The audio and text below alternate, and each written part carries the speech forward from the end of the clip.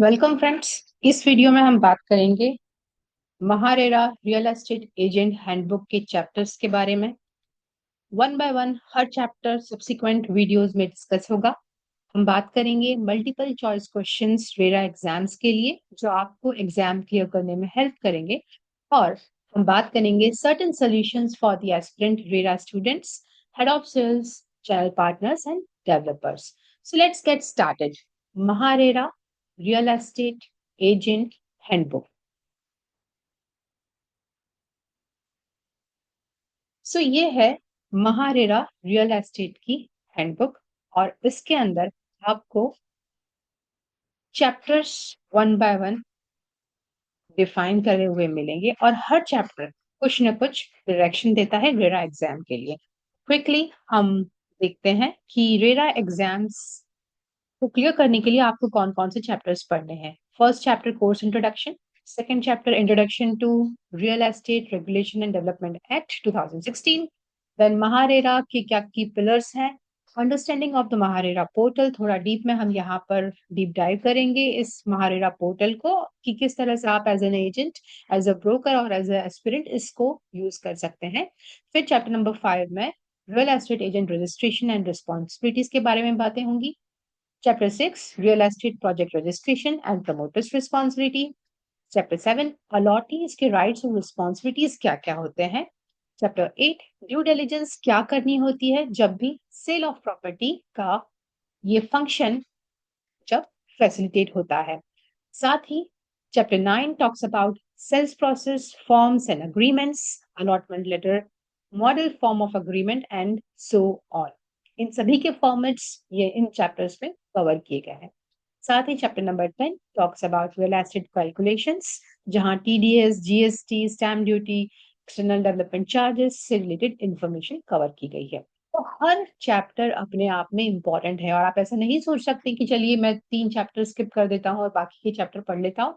Possible नहीं है। तो आपको एक डिसिप्लिन और कंसिस्टेंसी के साथ में चैप्टर नंबर 1 से आपकी स्टडी कंटिन्यू करनी है। तो चलते हैं कोर्स की ओर। Chapter number 1 basically course orientation के बारे में बात करता है कि ये कोर्स क्यों डिजाइन किया गया है और एक बहुत ही सिंपल लैंग्वेज में यहाँ पर रेरा ने इंट्रोडक्शन दिया है कि क्यों रियल एस्टेट एजेंट्स को ये एग्जाम या प्रोफेशनल सर्टिफिकेशन कंप्लीट करना जरूरी है। क्योंकि उनका ये मानना है कि रियल एस्टेट एजेंट्स बहुत ही इंपॉर्टेंट भूमिका निभाते हैं पूरे रियल एस्टेट सेक्टर के अंदर और वो अलॉटीज और प्रमोटर्स को कनेक्ट करके रियल एस्टेट ट्रांजैक्शन को फैसिलिटेट करते हैं। क्योंकि ये रियल एस्टेट एजेंट बहुत ही इंपॉर्टेंट स्टेक होल्डर है इस पूरी रियल एस्टेट इंडस्ट्री के अंदर या सेक्टर के अंदर, इसलिए उनको रियल एस्टेट ट्रांजैक्शंस की अंडरस्टैंडिंग होना बहुत इंपॉर्टेंट है और साथ ही वो समय समय पर अलॉटीज को गाइड कर सके ताकि कोई भी भविष्य में डिस्प्यूट आए तो इसको रिजॉल्व करा जा सके आसानी से कम डिस्प्यूट्स हो। तो सबसे पहले कोर्स ऑब्जेक्टिव्स एंड आउटकम्स क्या है। इस लॉ का उद्देश्य किसके लिए है? अलॉटीज, प्रमोटर्स और रियल एस्टेट एजेंट के लिए। सो आप जब इस कोर्स को पढ़ते हैं तो real real estate regulation act law को पढ़ें, समझें फ्रॉम द एजेंट पर्सपेक्टिव। समझें कि महारेरा के क्या फंक्शंस हैं, साथ ही एक रियल एस्टेट के फंडामेंटल्स में क्या क्या इन्वॉल्व होता है, कितना लेवल ऑफ नॉलेज आपको रिक्वायर्ड रहेगा एज अ प्रोफेशनल यहाँ पे वर्क करने के लिए। Knowledge of the quantitative concepts और ऐसे सब कॉन्सेप्ट्स यहाँ कवर किए गए हैं जहां आपको इनेबल करेंगे कि आप रियल एस्टेट एजेंट का एग्जाम ऑनलाइन सर्टिफिकेशन अच्छे से क्लियर कर सके। चलते हैं हम आगे। Chapter number 2 talks about introduction to real estate regulation act और यहीं से रेरा की असल शुरुआत होती है। चैप्टर नंबर 2 बताता है कि किस तरह से रियल एस्टेट सेक्टर में इकोनॉमिक ग्रोथ हम देख पा रहे हैं और किस तरह से एम्प्लॉयमेंट की अपॉर्चुनिटीज इस सेक्टर में जनरेट हो रही है।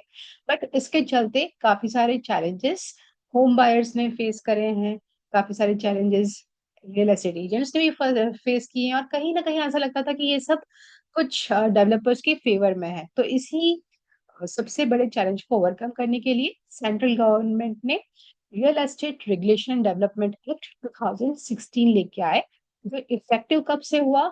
मई 1 2017 से। तो ये 2 डेट हैं, आपको बहुत ध्यान रखना है, इसमें कंफ्यूजन नहीं होना चाहिए। ऑपरेशनल कब से हुआ? मई 1 2017 से। एक्ट कब नोटिफाइड हुआ? 1 May 2016। तो दोनों डेट्स पर क्वेश्चन बनते हैं। नेक्स्ट, इस चैप्टर में ये कवर किया गया है कि बेसिकली किस उद्देश्य से रेरा का इम्प्लीमेंटेशन हुआ। तो सबसे बड़ी प्रॉब्लम आइडेंटिफाई करना स्टार्ट की गई और उन प्रॉब्लम्स को यहाँ डॉक्यूमेंट किया गया। सबसे पहले काफी सारी इंफॉर्मेशन असिमेट्री थी टू द सिटीजन्स, मतलब डेवलपर्स कुछ और बोल रहे हैं, होम बायर्स को कुछ और पता है, रियल एस्टेट को कुछ और, रियल एस्टेट एजेंट्स को कुछ और पता है, वगैरह वगैरह। तो इस तरह से काफी सारी इंफॉर्मेशन असिमेट्री थी, बिखरी हुई थी जगह जगह पे, और सही इंफॉर्मेशन किसके पास में है, पूरी इंफॉर्मेशन किसके पास में है, ये सबसे बड़ा क्वेश्चन था। सेकंड, कोई ऐसी प्रॉपर फोरम नहीं थी जहां पर कंज्यूमर्स, मतलब जो होम बायर है, उनकी प्रॉब्लम्स को रिड्रेस किया जाए, उनकी सुनवाई की जाए। Third, real estate transactions were lopsided and heavily in favor of developers. कहीं ना कहीं गवर्नमेंट को भी डायरेक्टली इनडायरेक्टली पता था कि काफी सारा फेवरिज्म डेवलपर्स को जा रहा है और इससे हमारे बायर्स खुश नहीं है और अल्टीमेटली सेक्टर का डेवलपमेंट नहीं हो रहा है, right. There was sundry abuses and malpractices. आप सभी को पता है कितनी सारी malpractices real estate sector में थी और होती आ रही हैं। तो उन सभी का निराकरण करने के लिए इस एक्ट का स्टैब्लिशमेंट हुआ। अब समझते हैं कि second title of an act contains the purpose and objective. तो सेकंड टाइटल जो है, जो इस एक्ट का है, वो प्रीमेंबर, पर्पस और ऑब्जेक्टिव कवर करता है। ये क्या बताता है? ये बहुत क्लियरली बताता है कि अगर हमें कोई भी रियल एस्टेट से रिलेटेड ट्रांजैक्शन करना है तो हमें ये प्रीएम्बल, पर्पस एंड ऑब्जेक्टिव को ध्यान में रखना है। It is mentioned very clearly कि RERA is an act to establish the real estate regulatory authority.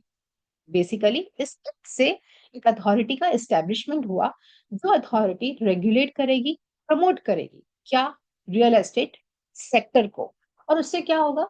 Basically जब वो रेगुलेट करेंगे या प्रमोट करेंगे तो उससे sale of plot, apartment, building से रिलेटेड या उनके सेल से रिलेटेड जो भी ट्रांजैक्शन होंगे वो इफिशिएंट और ट्रांसपेरेंट मैनर में हो।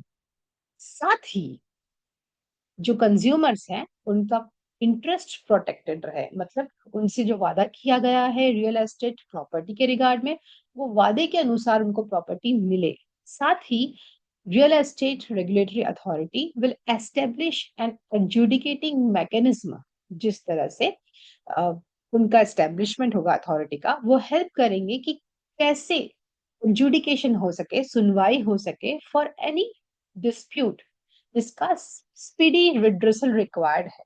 तो कोई भी हम बोलते हैं ना, विवाद होता है, हम चाहते हैं कि वो जल्दी से जल्दी सुलह हो उसकी, तो इसका स्पीडी रिड्रेसल हो उसके लिए एडजुडिकेटिंग मैकेनिज्म सेटअप करने के लिए अथॉरिटी काम करेगी।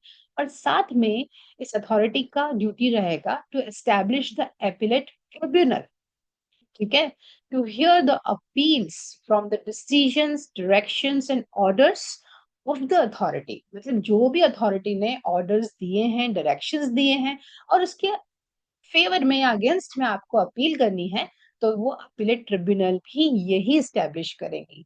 साथ ही एडजुडिंग ऑफिसर भी ये लेके आएंगे for all the speedy dispute redressal, right. So ये ऑब्जेक्टिव के हिसाब से रेरा एक्ट का purpose, objectives and preamble define हुआ। अब जब आप एनालिसिस करेंगे इस डेफिनेशन की तो वही चीजें आपको यहाँ पर मिलेगी 1 to 4 पॉइंट्स के अंदर। सो क्विकली देखते हैं। The act established for under the authority of real estate regulatory authority। इसका पर्पस क्या है वो बताया गया है।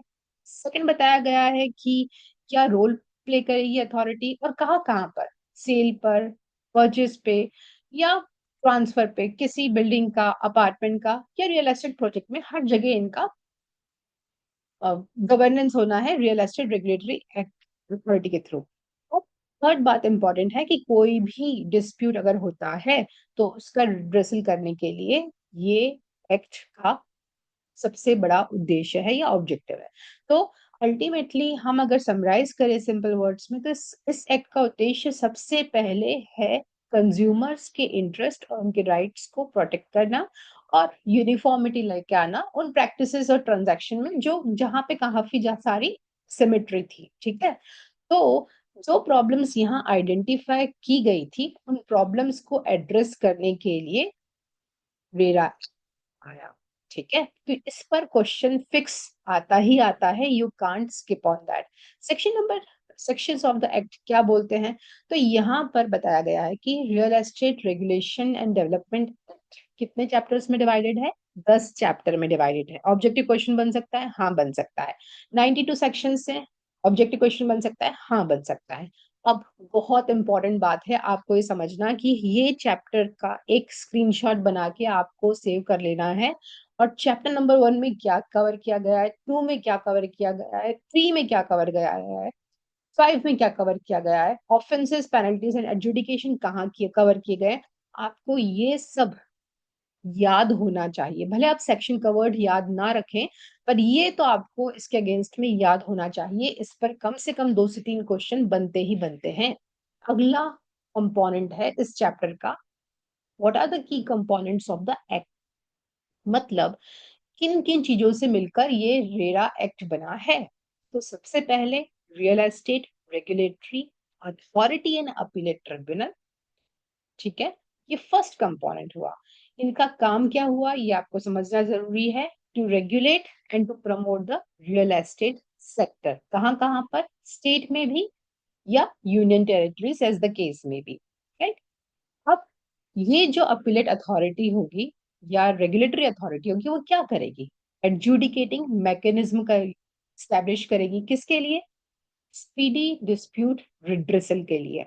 और साथ में उनकी की रिस्पॉन्सिबिलिटीज बताई गई है कि फर्स्ट रिस्पॉन्सिबिलिटी है ensuring disclosure of the projects by the promoters, मतलब जब से प्रमोटर्स को गवर्न करेंगे कि आपको हर रियल एस्टेट प्रोजेक्ट का डिस्क्लोजर देना है कंप्लीट तरीके से। रियल एस्टेट प्रोजेक्ट के रजिस्ट्रेशन से रिलेटेड जो भी राइट्स है, जो भी पावर्स है, वो स्वयं अथॉरिटी के पास में है। रियल एस्टेट एजेंट रजिस्ट्रेशन से रिलेटेड की रिस्पॉन्सिबिलिटी इनकी है, और किसी भी कंप्लेन का रिड्रेसल करना इनकी रिस्पॉन्सिबिलिटी है, और साथ में प्रोवाइडिंग रिकमेंडेशन। क्विकली ये पांचों पॉइंटों को हाईलाइट कीजिए, इन पर क्वेश्चन बनना फिक्स है। सेकंड है रियल एस्टेट प्रोजेक्ट रजिस्ट्रेशन।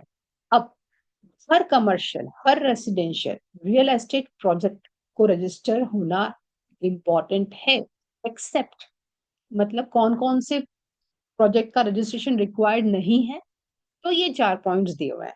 सबसे पहले हम समझने की बात करें, कोई भी प्रोजेक्ट चाहे वो कमर्शियल हो चाहे वो रेसिडेंशियल हो, रेरा एक्ट के अंदर रजिस्टर होना चाहिए, फर्स्ट कंडीशन। क्लियर, आगे कहा गया है not required except in projects, मतलब ऐसे प्रोजेक्ट्स जिनका area of land propose to be developed, जो डेवलप होने वाला है, does not exceed rupees does not exceed 500 square metre. मतलब अगर हम इसको लिखना चाहें तो हम इसको सरल भाषा में ऐसे कर देंगे, less than,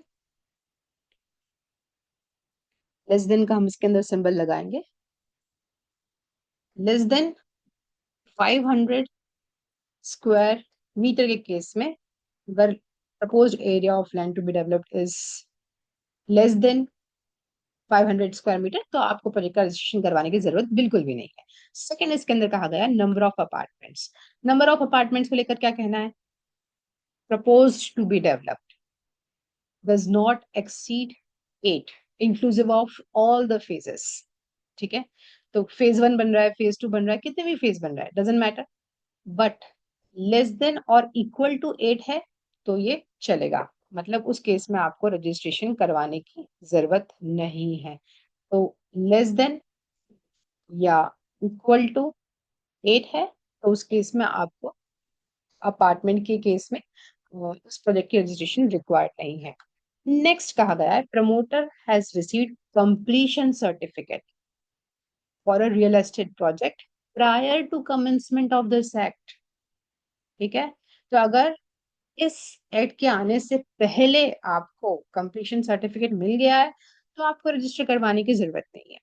for the purpose of renovation, repair और redevelopment which does not involve marketing, advertisement, selling और new allotment of any apartment, plot or building, then you did not to get register. अगर आप पूछोगे कि चलो हमने renovation करने के लिए मार्केटिंग करी तो क्या रजिस्ट्रेशन रिक्वायर्ड है? हाँ रिक्वायर्ड है। अगर हमने रिपेयर करने के लिए मार्केटिंग करी तो इन्वॉल्व है रजिस्ट्रेशन, हाँ बिल्कुल आपको करवाना होगा।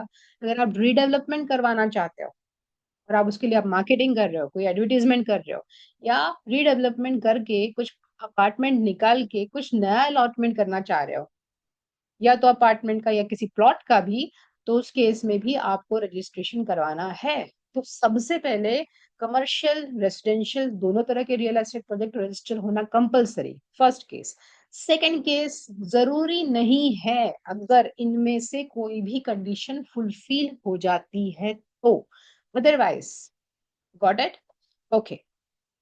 नाउ ये भी कहा गया है, नो प्रमोटर शैल एडवर्टीज, मार्केट, बुक, सेल और offer for sale, invite persons to purchase in any manner any plot, apartment or building, as the case may be, without registering the real estate project with the RERA authority. मतलब सबसे पहले यहाँ भार दिया गया है promoter को, और उन्हें कहा गया है साफ साफ शब्दों में, आप एडवर्टीजमेंट नहीं कर सकते, मार्केटिंग नहीं कर सकते, बुक नहीं कर सकते, सेल नहीं कर सकते, ऑफर फॉर सेल नहीं दे सकते, इनवाइट भी नहीं कर सकते किसी को फॉर द प्लॉट, अपार्टमेंट और बिल्डिंग, अनलेस आपने उस रियल एस्टेट प्रोजेक्ट का रजिस्ट्रेशन अथॉरिटी के साथ में नहीं करवा लिया है तब तक। तो सरल भाषा के अंदर रजिस्ट्रेशन करवा और उसी के बाद ही आप advertisement, market, book, sale, offer से रिलेटेड गतिविधियां कर सकते हैं। Okay. Promoter of on going real estate project, मतलब जब 2016-17 में ये एक्ट आया था उस समय की बात की जा रही है, in which the sanction plan have not received completion certificate, they shall be required to be registered for such phase of the projects। अगर आप मान लीजिए फेल हो जाते हैं रजिस्ट्रेशन की प्रोसेस को लेकर, तो आपको पेनल्टी लगेगी in case you are a promoter. Okay, so ये क्लैरिटी आ गई। ठीक है, आगे बढ़ते हैं। तो हम बात कर रहे थे इस बारे में कि if you fail to register then you have to pay penalty. कितनी?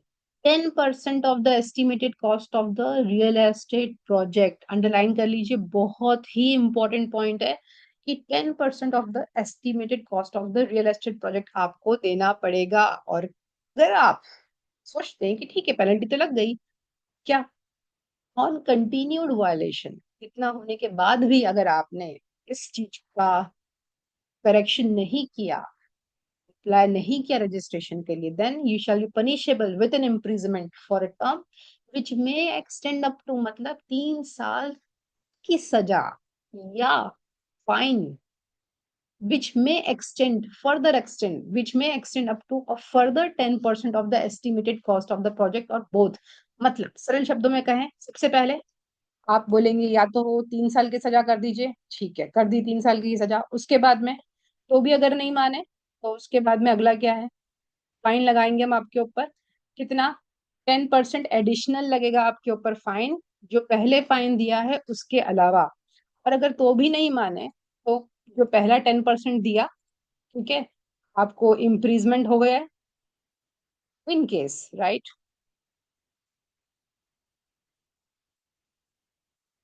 आपने रजिस्ट्रेशन नहीं करवाया, या दोनों चीजें, मतलब 10% तो आपको फर्स्ट लेवल ऑफ फाइन देना ही देना है। सेकेंड केस में भी अगर आप नहीं माने, सेकेंड केस में मतलब अगर वायलेशन कंटिन्यू रहा, तो आपके ऊपर 10% का एडिशनल फाइन लग सकता है, 3 साल तक का इम्प्रिजमेंट हो सकता है, या 10% प्लस 3 इयर्स, बोथ, दोनों चीजें लग सकती हैं। तो काफी ही स्ट्रिंजेंट प्रोविजन है, जिनको फॉलो कर लें तो काफी बेहतर रहेगा। अब बात करते हैं आगे की। Apart from registration, the promoter shall be required to provide quarterly updates on the status of the project। मतलब हर 3 महीने में आपको क्वार्टरली अपडेट देना है कि हमारे प्रोजेक्ट का क्या स्टेटस है। बात आ गई सेकंड के बाद में थर्ड कंपोनेंट की। पहली component authority and appellate tribunal हुई, दूसरी component project registration, real estate project registration हुआ, थर्ड कंपोनेंट है रियल एस्टेट एजेंट रजिस्ट्रेशन। अब बहुत सरल शब्दों में कहा गया है, कोई भी रियल एस्टेट एजेंट इस एक्ट के अंदर बिना रजिस्टर किए काम नहीं कर सकता as a real estate agent. मतलब हर पर्सन को रियल एस्टेट एजेंट बनने के बाद में, रजिस्टर होने के बाद में इस एक्ट के अंदर ही भी उसको काम करना है। मतलब कोई भी पर्सन, चाहे आपके दादाजी चाहे आपके पापा जी, कोई भी अभी तक रियल एस्टेट एजेंट बन के काम कर रहे थे, वो बिना रजिस्टर किए इस एक्ट में अब काम नहीं कर सकते unless and until they get the certificate, they clear the exams and so on। तो बहुत क्लियरली कहा है कि नो रियल एस्टेट एजेंट शैल फैसिलिटेट। अरे मैं काम कर रहा हूँ, मैं तो फैसिलिटेट करवा रहा हूँ, मैं तो केवल रेफरेंस दे रहा हूँ, नहीं आप वो भी नहीं कर सकते। ठीक है, सो फैसिलिटेट द सेल और परचेज और of or act on behalf of any person to facilitate the sale or purchase of any plot, apartment or building as the case may be, right, without obtaining certificate of registration under this section। अगर आप बिना register किए काम करते हैं as a real estate agent, तो he shall be liable to a penalty of rupees 10,000 for every day during which such default continues। मतलब जिस दिन से डिफॉल्ट किया पर डे की लाइबिलिटी है 10,000 रुपए, जो कितनी जा सकती है, विच मे क्यूमुलेटिव, मतलब सब कुछ मिला के देखा जाए तो it can extend up to 5% of cost of plot. मतलब अगर 5 करोड़ की कोई डील करवाई है आपने अपार्टमेंट की या बिल्डिंग की, 5% कैलकुलेट कर लीजिए। अगर आपने रियल एस्टेट एजेंट रजिस्ट्रेशन लिए बिना वो डील करी है, तो आपको इतनी की पेनल्टी लग सकती है जितना आपने सेल या परचेस का ट्रांजैक्शन फैसिलिटेट करवाया है। तो ये बहुत ही इंपॉर्टेंट प्रोविजन है और इस पे क्वेश्चन आना बनते ही बनते हैं। Filing of complaint, any aggrieved person may file a complaint with the authority or the adjudicating officer as the case may be। तो कोई भी पीड़ित व्यक्ति इस एक्ट के अंदर कंप्लेन फाइल कर सकता है। किसके अगेंस्ट में?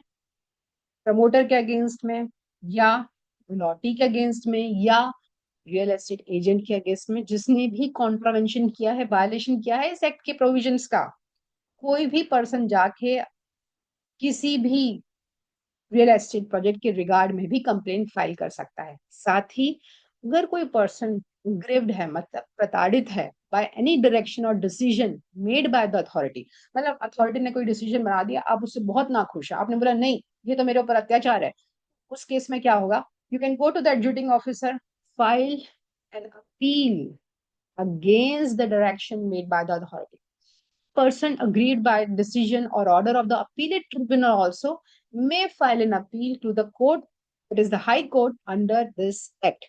तो ये पूरी बातचीत हुई चैप्टर नंबर 2 के बारे में। मैं उम्मीद करती हूँ आपका doubt with regard to chapter number 2 clear हुआ रहेगा। अगर हाँ, क्विकली सब्सक्राइब कीजिए चैनल को और do share it with your friends and family. Now let's move ahead कि जो रेरा कर रहे हैं डेफिनेटली राइट। अब हमने बात करी चैप्टर 1 और 2 के बारे में, कुछ एमसीक्यूज लेते हैं। एमसीक्यूज 1 और 2 की डिटेल में मैं अगले वीडियो में कवर करूंगी, जिसके लिए अलग से प्लेलिस्ट है। बात करते हैं कुछ एमसीक्यूज की, क्विकली टेस्ट करते हैं अपना knowledge. What is the primary purpose of the RERA act? First, to eliminate the real estate taxes. Second, to regulate promote the real estate sector। Third, to promote foreign investment in real estate। Fourth, to provide subsidies to real estate developers। अब हमेशा answer करने से पहले 1 minute हमें चारों option को देखना, समझना और सोचना है, और जिसके अंदर हमें एक बड़ा पिक्चर मिले, मतलब बड़ा ऑब्जेक्टिव मिले, राइट। कोई फेवरिज्म नहीं ढूंढना है इस केस में हमें, ठीक है, और उसके हिसाब से हमें आंसर देना है। तो what is the primary purpose of RERA act? क्या टैक्सेस हटाने के लिए बना है रेरा एक्ट? नहीं नहीं नहीं। क्या कोई सब्सिडीज देने के लिए बना है रियल एस्टेट डेवलपर्स? हम लोग नहीं, बिल्कुल नहीं। फिर क्या फॉरेन इन्वेस्टमेंट को प्रमोट करने के लिए वो बना है रेरा एक्ट? नहीं नहीं, छोटा तो नहीं सोच सकते हम। तो क्या हम कह सकते हैं regulate and promote the real estate sector? बड़ा पर्पस है रेगुलेशन एंड प्रमोट करना रियल एस्टेट सेक्टर को। अगर हाँ, तो हम उस हिसाब से समझ के इसका आंसर देना है। So I hope you got the clarity किस तरह से आपको एमसीक्यूज अटेम्प्ट करने हैं। बढ़ते हैं दूसरे क्वेश्चन के अंदर। Under RERA who is responsible for ensuring disclosure of real estate project? Real estate project का डिस्क्लोजर देने की रिस्पॉन्सिबिलिटी किसकी? स्टेट गवर्नमेंट की, सेंट्रल एडवाइजरी काउंसिल की, रियल एस्टेट रेगुलेटरी अथॉरिटी की, या रियल एस्टेट अपीलेट ट्रिब्यूनल की? सोचो और फिर आंसर फाइनल करो। So the correct answer is real estate regulatory authority. Now, having said that, with your permission, I would like to introduce my services which we provide under ProCapitalist. So, our services under the banner of ProCapitalist Realty is as under. We are in the real estate consultancy, outright of residential and commercial को हम deal करते हैं. We are residential property expert. We also do coach the channel partner. तो channel partner coaching को related जो forte है, we expertise in that. We also provide digital marketing services in the real estate domain. When it comes to the wealth creation coaching, I do have another channel. The handle is mentioned separately is Pro Capitalist. वहां पर we provide money mastery related courses. तो अगर आपको share market में interest है, आप सीख कर वहां पर इन्वेस्ट करना चाहते हैं और अपनी वेल्थ क्रिएशन जर्नी में आगे बढ़ना चाहते हैं, तो आप शेयर मार्केट बेसिक्स एंड बियॉन्ड्स सीख सकते हैं मुझसे, काफी सरल शब्दों में और सिंपल हिंदी लैंग्वेज में। साथ ही अगर आप म्यूचुअल फंड की डिकोडिंग कैसे की जाती है समझना चाहते हैं, आप समझना चाहते हैं कि मैं खुद से म्यूचुअल फंड में कैसे इन्वेस्ट करूं, डेफिनेटली हमसे कनेक्ट कर सकते हैं। नंबर हमेशा आपको हर स्लाइड पर रिफ्लेक्ट हो रहा होगा, डिस्क्रिप्शन में भी आपको नंबर मिलेगा। आप हमारी टीम से कनेक्ट कर सकते हैं। अगर आप एक सक्सेसफुल एंटरप्रेन्योर हैं या बनना चाहते हैं और आप समझते हैं कि फाइनेंस मुझे समझ में नहीं आता, मेरे बिजनेस की बैलेंस शीट मुझे समझ में नहीं आती, तो आप मुझसे कनेक्ट कर सकते हैं। Link again in the description और हर स्लाइड पर रिफ्लेक्ट हो रही है, and we are happy to help you on that part. ठीक है, तो ये अंडरस्टैंडिंग हुई हमारी चैप्टर नंबर 1 को लेकर। अब इससे रिलेटेड डिटेल क्वेश्चंस में सब्सिक्वेंट चैप्टर में कवर करने वाली हूँ, जिसके लिए एमसीक्यूज के लिए हमने अलग से सेक्शन बनाया है। तो उम्मीद करती हूँ आप चैनल को सब्सक्राइब करेंगे, आप चैनल को लाइक करेंगे, बेल आइकन प्रेस करेंगे, ताकि आप कोई भी इंपॉर्टेंट वीडियो मिस ना करें और हमसे जुड़े रहें for more developments in the real estate sector. So see you soon in the next video. Next video will be on chapter number 2. MCQs के लिए अलग से playlist है. You can refer the MCQs one by one there. फिर यहाँ पर हम कुछ 2 से 5 MCQs लेते हैं और वहां हम डिटेल में जाके MCQs और पढ़ेंगे। और अगर आप ये सोच रहे हो कि मैं ये मिस कर दूंगा और वो पढ़ लूंगा, तो शायद से आपको आधा अधूरा ज्ञान मिलेगा, और अगर आप आधा अधूरा ज्ञान लेना चाहते हो तो आपको पता है कितना हानिकारक होता है। So with this, I'll conclude here and see you soon in the next video. Bye-bye.